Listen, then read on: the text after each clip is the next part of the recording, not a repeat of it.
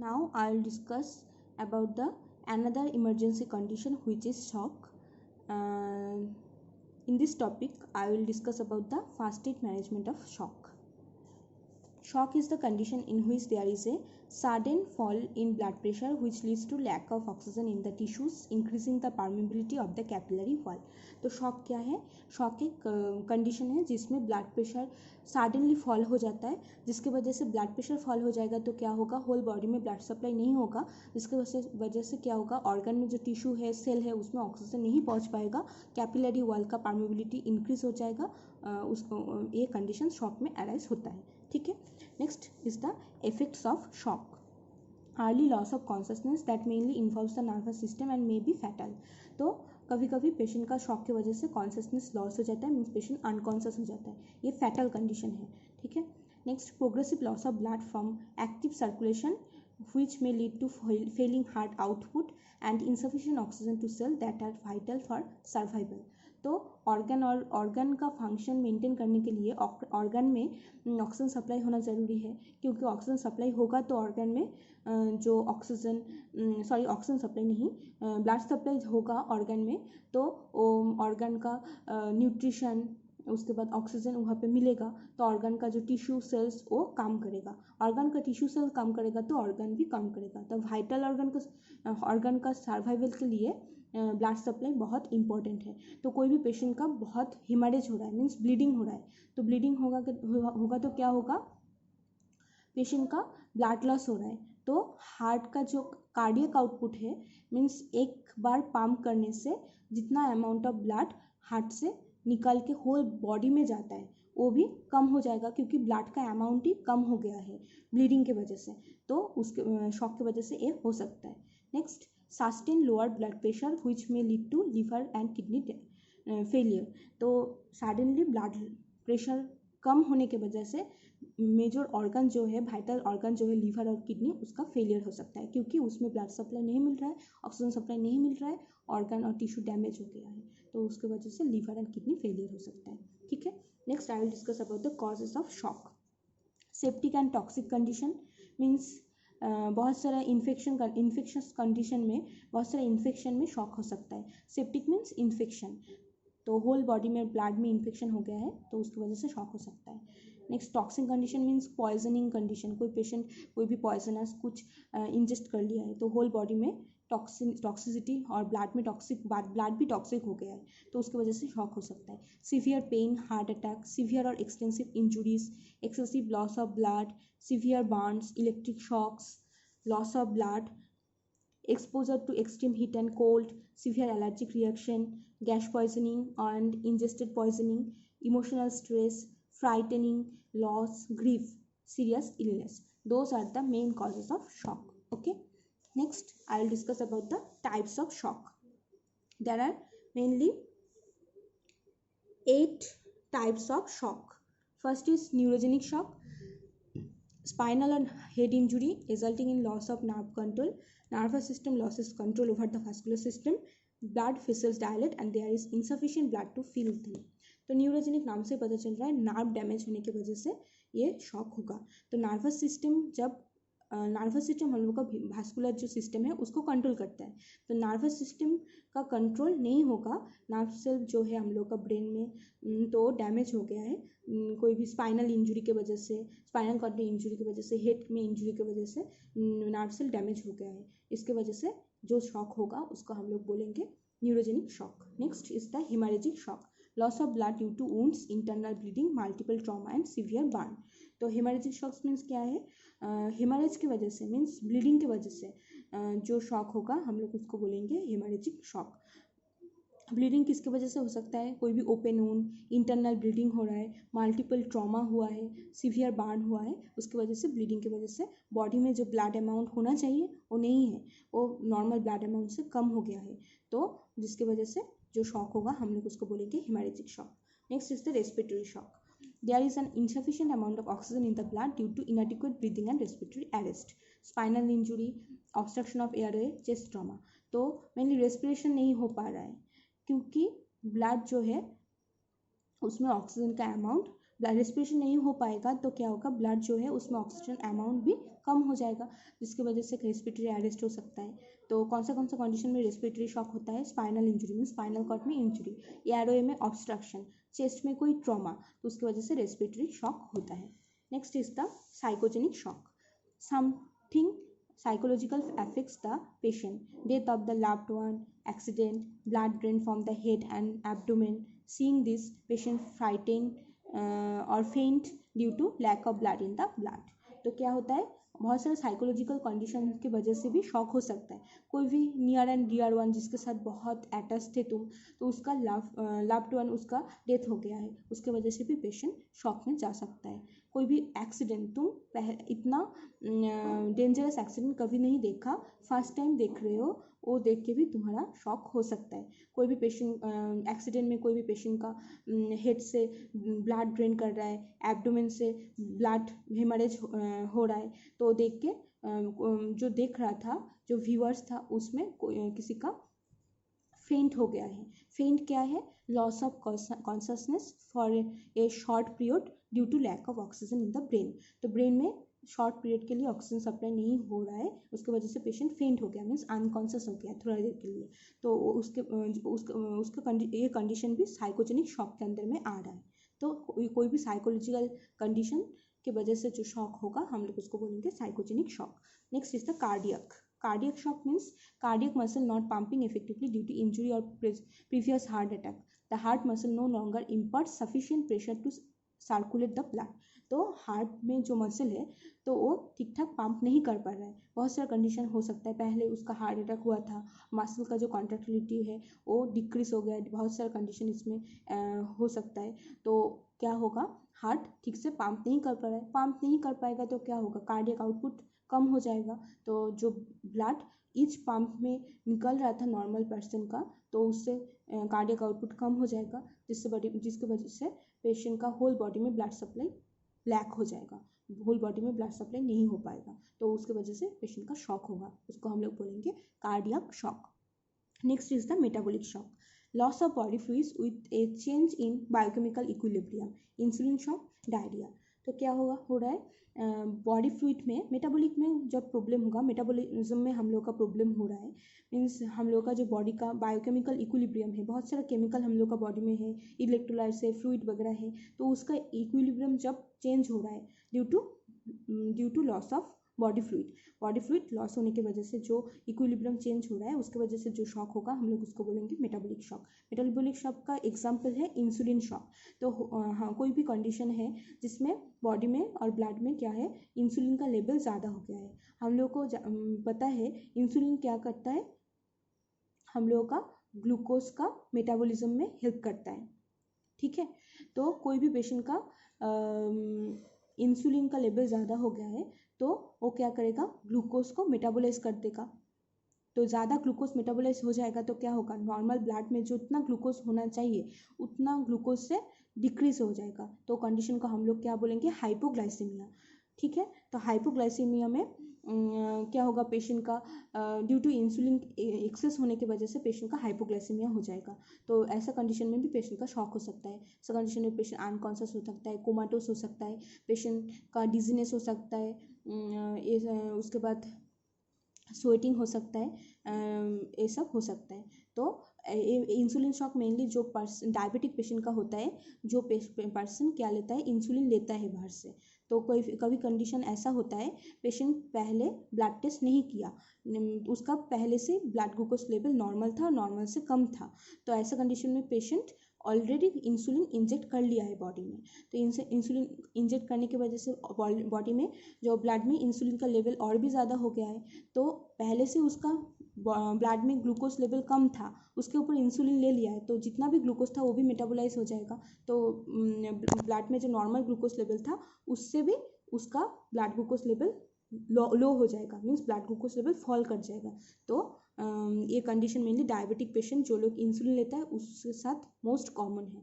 तो ऐसा कंडीशन में पेशेंट को डेक्सट्रोज बोल के एक फ्लूइड होता है वो देना पड़ता है। उसके बाद घर में होगा तो पेशेंट को शुगर मुंह में देना पड़ता है, जिससे उसका ब्लड ग्लूकोज लेवल इंक्रीज हो सकता है। ठीक है। नेक्स्ट डायरिया में भी फ्लूइड लॉस होता है जिसकी वजह से पेशेंट का शॉक हो सकता है, उसको हम लोग बोलेंगे metabolic shock. Next is the septic shock, severe infection, toxin cause pulling the blood in capillaries with dilatation of the vessel not enough blood remains available for tissues। Septic नाम से पता चल रहा है, सेप्टिक मीन्स इन्फेक्शन। बॉडी में कोई भी positive agent हो सकता है, बैक्टीरिया, वायरस, फंगल, कुछ भी प्रोटोजोआ, जो सबके वजह से बॉडी में कोई भी पॉजिटिव एजेंट की वजह से बॉडी में इन्फेक्शन हो गया है। तो इन्फेक्शन होगा तो कोई भी पॉजिटिव एजेंट और बैक्टीरिया हम लोग का बॉडी में घुस के क्या करेगा, टॉक्सिन रिलीज करेगा, जिसकी वजह से क्या होगा, कैपिलरी में ब्लड वेसल जो कैपिलरी जो है उसमें डायलिटेशन हो जाएगा, वेसल का डायलिटेशन हो जाएगा, जिसकी वजह से क्या होगा, हम लोग का बॉडी में उतना ब्लड ही नहीं है जो टिश्यू में सप्लाई हो पाए। तो मेनली याद रखना, सेप्टिक शॉक हम लोग उसको ही बोलेंगे due to infection, whole body में इन्फेक्शन फैलने की वजह से, ब्लड में इन्फेक्शन होने की वजह से जो शॉक होगा पेशेंट का, हम लोग उसको बोलेंगे septic shock. Okay. Next is the anaphylactic shock. तो severe allergic reaction of the body to sensitized by an foreign protein such as injected substance, ingested food etc. It can happen within minutes। Anaphylactic shock means क्या, कोई भी allergic, कोई भी substance, तुमसे कोई भी खाना खाने से तुम्हारा एलर्जी हो रहा है, तो खाना खाने के वो सब्सटेंस तुमको इंजेस्ट करने के बाद होल बॉडी में तुम्हारा एलर्जिक रिएक्शन हो गया है, तो उसकी वजह से जो शॉक होगा हम लोग उसको बोलेंगे anaphylactic shock. Means allergic reaction की वजह से जो शॉक होगा उसको हम लोग एनाफाइलेक्टिक शॉक बोलेंगे। ठीक है, those are the most common type of shock. Okay, next, what are the sign and symptom of shock. Casualty feels faint and giddiness, faint हो सकता है, जिजीनेस होगा। Complain of blurring of vision, vision blur हो जाएगा। Feels cold and clammy skin, blood supply नहीं है body में तो स्किन का टेम्परेचर कम हो जाएगा, मीन्स स्किन कोल्ड होगा, क्लैमी होगा। Face and lips look pale, face और लुक जो है फेस और लिप जो है वो क्या हो जाएगा, पेल हो जाएगा, ब्लूइश भी हो सकता है क्योंकि ब्लड सप्लाई नहीं है, तो होल बॉडी में साइनोसिस स्टार्ट हो सकता है। पल्स में भी बिकम स्लो और fast but later always beats faster but gets feeble. First जो जब शॉक होता है तो ब्लड पल्स जो है वो स्लो भी हो सकता है, फास्ट भी हो सकता है, बट लेट कंडीशन में वो फास्टर ही होगा, नॉर्मल से फास्ट होगा, मीन्स टाकीकार्डिया होगा, और वो जो पल्स है बहुत फीबल मीन्स वीक होगा। Next, vomits, in many cases vomiting हो सकता है। Become unconscious in later stage of the shock, shock का लेटर स्टेज में पेशेंट अनकॉन्शियस हो जाता है। तो those are the most common sign and symptom of shock. Next, I will discuss about the most important point which is first aid management of shock. First is the position the casualty, do not move the casualty or his or her limbs if suspected fracture has not been splinted। तो जब casualty का position maintain करना है तो पहला हम लोग को देखना है उसका कोई भी लिम्ब वगैरह में फ्रैक्चर है नहीं है, फ्रैक्चर है तो उसको स्प्लिंटेड है नहीं है, स्प्लिंट लगाया हुआ है नहीं है, स्प्लिंट नहीं है, फ्रैक्चर है, तो हम लोग उसको कैजुअलिटी को कोई भी मूवमेंट नहीं करेंगे। Move the casualty to cover if cover is possible available and the situation permits, patient को कवर करेंगे। Lay the casualty on his back, patient को बैक साइड में मीन्स सुपाइन पोजीशन में उसको रखेंगे। ओके, सुपाइन पोजीशन में रखने का एक स्पेशल नोट्स है यहाँ पे। A casualty in shock after suffering a heart attack, chest wound and breathing difficulty may breathe easier in a sitting position. कभी कभी पेशेंट का हार्ट अटैक, चेस्ट वुंड और ब्रीदिंग डिफिकल्टी हो रहा है, तो ऐसा कंडीशन में पेशेंट सिटिंग पोजीशन में रहने से उसका ब्रीदिंग लेने में आसानी हो रहा है, तो पेशेंट को हम लोग सिटिंग पोजीशन में रख सकते हैं। If this is the case allow casualty to sit upright but monitor carefully in case his or her condition worsen। तो हम लोग उसको सीटिंग पोजीशन में रख सकते हैं, तो उसको ब्रीदिंग लेने में आसानी होगा, बट हम लोग उसका जो ब्रीदिंग कंडीशन है उसको मॉनिटर करते रहेंगे, उसका कंडीशन जो है उसको मॉनिटर करते रहेंगे। हम लोग का काम है उसका कंडीशन को वर्सन नहीं होने देना है। ठीक है, next is the position maintenance में और एक है, elevate the casualties feet higher than the level of client's head, client's heart. Patient का जो फीट है उसका क्लाइंट का हार्ट लेवल से एलिवेट करना है, हार्ट लेवल से उसका फीट ऊपर में रहेगा, तो क्या होगा, उसका ब्रेन में ब्लड सप्लाई ज़्यादा होगा। Use stable object, a box rolled up clothing so that his feet will not slip up. तो उसका फिट को एलिवेट करने के लिए हम लोग कोई भी बॉक्स और रोल ऑफ क्लोथिंग यूज़ कर सकते हैं जिससे उसका फिट वहाँ से स्लिप नहीं हो पाए, ठीक है।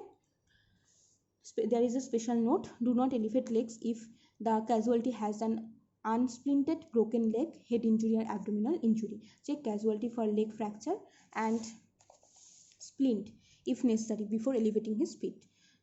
तो क्या करना है, पेशेंट का जब हम लोग लेग एलिवेट करेंगे तो उसके पहले हम लोग देखेंगे उसका लेग में कोई फ्रैक्चर वगैरह है नहीं है, फ्रैक्चर है तो स्प्लिंटेड है नहीं है, उसके बाद एब्डोमेन और हेड में कोई इंजरी है नहीं है, तो ऐसा होगा फ्रैक्चर वगैरह है, एब्डोमिनल एंड हेड इंजरी है, तो हम लोग उसका फिट को एलिवेट नहीं करेंगे।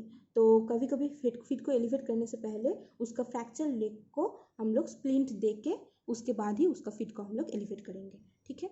For a casualty with an abdominal wound place knees in an upright flexed position. तो कोई भी कैजुअलिटी का एब्डोमिनल वुंड है, कोई भी एब्डोमिन में कुछ वुंड वगैरह है, तो उसको नी को हम लोग फिक्स्ड पोजिशन में रखेंगे, ठीक है। Next is the loosen the clothing at the neck, waist और wherever it may be binding. तो उसका जो क्लोथिंग वगैरह है उसको लूज कर देना है, जो टाइट क्लोथिंग है उसको थोड़ा लूज कर देना है नेक में, वेस्ट में, okay. Note: do not loose then or remove protective clothing in a chemical environment. तो उसका प्रोटेक्टिव क्लोथिंग को रिमूव नहीं करना है, उसको फुल एनवायरनमेंट में एक्सपोज नहीं करना है, ठीक है। ओनली जो टाइट क्लोथिंग है उसको ही मेनली लूज करना है। प्रिवेंट चिलिंग और over heating. The key is to maintain body temperature. In cold weather, place a blanket or other like item over him to keep him warm and under him to prevent chilling. However, if a tourniquet has been applied, leave it exposed if possible. In hot weather, place the casualty in the shade and avoid excessive covering. तो इन हम लोगों का और भी function है, patient को chill से prevent करना है, ओवर हीटिंग से भी प्रिवेंट करना है, तो बॉडी का टेम्परेचर हम लोग को मेंटेन में रखना है। कोल्ड वेदर होगा तो हम लोग उसके ऊपर ब्लैंकेट दे सकते हैं, ठीक है, उसको उसका बॉडी को वार्म रखने के लिए, जिससे हम लोग उसको चिल से बचा सके, ठीक है। और पेशेंट का बॉडी में कोई भी पार्ट में टूर्निकेट बैंडेज वगैरह अप्लाई किया हुआ है तो वो पार्ट को हम लोग एक्सपोज रखेंगे, क्योंकि वो पार्ट में हम लोग ब्लड सप्लाई नहीं होगा, हो रहा है नहीं हो रहा है वो कॉम्प्लीटली मॉनिटर करने का ज़रूरत है। तो टूर्निकेट वाला पार्ट बॉडी में है तो उसको एक्सपोज रखने की कोशिश करेंगे। और हॉट वेदर होगा तो पेशेंट को फर्स्ट हम लोग शेड में लेकर आएंगे, उसके बाद उसका एक्सेसिव कवरिंग हम लोग अवॉइड करेंगे, ठीक है, जिससे उसका ओवर हीटिंग नहीं हो, ठीक है। नेक्स्ट, काम the casualty. Through out the entire procedure of treating and caring for the casualty, the rescuer should reassure the casualty and keep him calm. This can be done by being authoritative, taking charge, and by showing self-confidence. Assure the casualty that there is a rescuer to help him or her. तो patient को casualty जो है उसको काम रखना है। तो हम लोग प्रोसीड्यूर करने के टाइम में, पेशेंट को ट्रीट करने के टाइम में, केयर देने के टाइम में कैजुअलिटी को क्या करेंगे, रीअश्योर करेंगे, उसको कॉन्फिडेंस देंगे और हम लोग ऐसा एटीट्यूड शो करेंगे हम लोग उसको बहुत हेल्प कर रहे हैं। तो रियलिटी में भी तो हम लोग उसको हेल्प कर रहे हैं, तो हम लोग उसको हम लोग ऐसा एक्शन लेंगे और ऐसे तरीके से उसके साथ बात करेंगे तो उसको लगेगा, वो रीअश्योर होगा क्या जो रेस्क्यूअर है वो उसका हेल्प कर रहा है, तो उससे उसका एंग्जाइटी वगैरह रिड्यूस हो जाएगा, ठीक है। Next, seek the medical aid. उसके बाद मेडिकल हेल्प मांगेंगे। Next point is the food and or drink.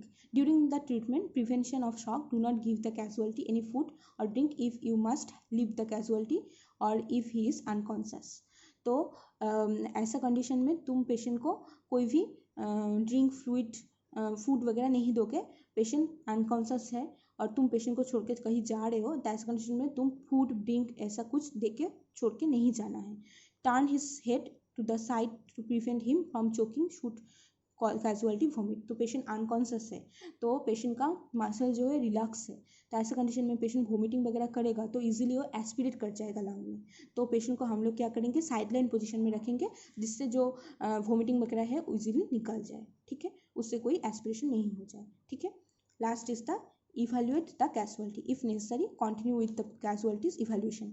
तो इसके बाद पेशेंट के कैजुअलिटी के साथ रहना है, कैजुअलिटी का कंडीशन इवेल्यूशन करना है।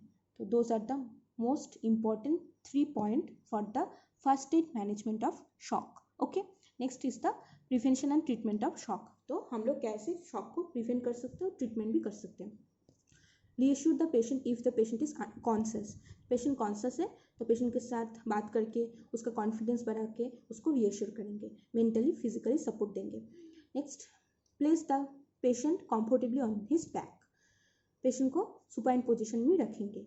Accept in cases of injury to the head, chest और abdomen, lower the head slightly and turn to one side in case of vomiting which can protect the victim from aspiration। तो patient का vomiting वगैरह हो सकता है क्योंकि head injury के abdominal कोई भी डिस्कम्फर्ट है तो उसकी वजह से पेशेंट का वॉमिटिंग हो सकता है। तो ऐसे कंडीशन में पेशेंट का एस्पिरेशन नहीं हो इसलिए हम लोग साइड लाइन पोजिशन में पेशेंट को रखेंगे। ठीक है। Next, लूजन the tight clothing but do not remove clothing.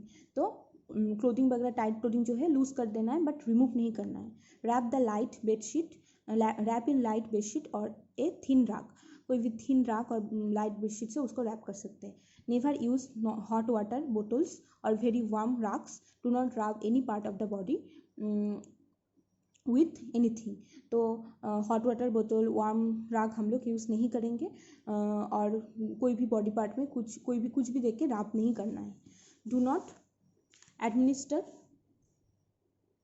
anything by mouth especially in case of injuries to the chest or abdomen as an operation may be required soon। तो कोई भी patient का chest injury है, abdomen में injury है तो हम लोग पेशेंट का मुंह में कोई भी खाना वगैरह नहीं देंगे क्योंकि हॉस्पिटल में लेकर जाएंगे तो हम लोग पेशेंट का ऑपरेशन भी हो सकता है। तो ऑपरेशन के लिए नथिंग पर माउथ होना ज़रूरी है, इसलिए पेशेंट का मुंह में कोई भी खाना वगैरह हम लोग नहीं देंगे, कुछ भी एडमिनिस्टर नहीं करेंगे पेशेंट का चेस्ट और एब्डोमेन में इंजुरी होगा तो।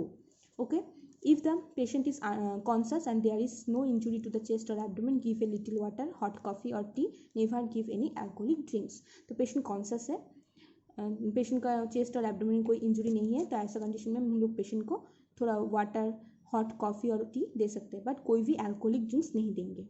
ठीक है, याद रखना है पेशेंट अनकॉन्शियस होगा और पेशेंट का चेस्ट और एब्डोमेन में इंजुरी होगा तो हम लोग पेशेंट का मुंह में खाना वगैरह कुछ नहीं देंगे, ड्रिंक्स वगैरह कुछ भी नहीं देंगे। बट थोड़ा पेशेंट कॉन्शियस है, पेशेंट कॉम्प्लीटली कॉन्शियस है और उसका चेस्ट और एब्डोमेन में कोई इंजुरी नहीं है तो हम लोग ड्रिंक्स वगैरह दे सकते हैं बट वो अल्कोहलिक नहीं होना चाहिए। Next, transport the patient quickly to the hospital. First aid देने के तुरंत बाद पेशेंट को हम लोग हॉस्पिटल में लेकर जाएंगे जितना जल्दी हो सके क्योंकि उसका ट्रीटमेंट का ज़रूरत है। ठीक है, तो those are the most important first aid management in case of shock। Okay, this is all about the today's class। Please watch this video and make the notes from here। Thank you for watching।